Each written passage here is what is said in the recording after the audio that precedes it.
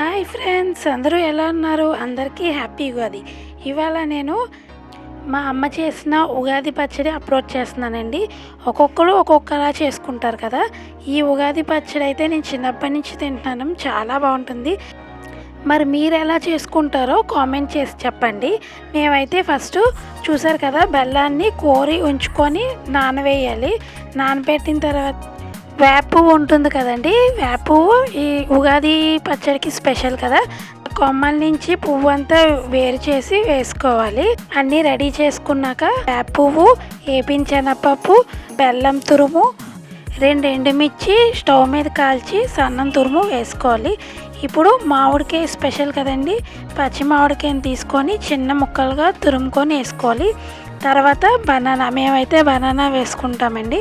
మొత్తం అన్నీ కట్ చేసుకొని ఒక దాంట్లో వేసుకోవాలి. ఇప్పుడు ఒక నిమ్మకాయ సైజ్ అంత చింతపండు నానబెట్టుకొని దాని పల్పు తీసి, పల్పు అంతా మనం ముందుగా రెడీ చేసుకున్న ఉగాది పచ్చడిలో మిక్స్ చేయాలి.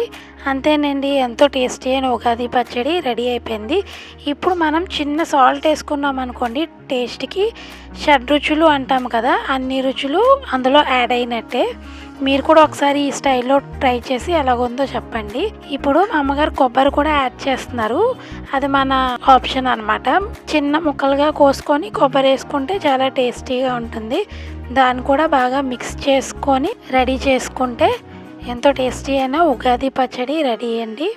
ఇప్పుడు దేవుడికి నైవేద్యం పెట్టేసిన తర్వాత ఇప్పుడు చిన్న బౌల్లోకి తీసుకొని టేస్ట్ చేయడమే.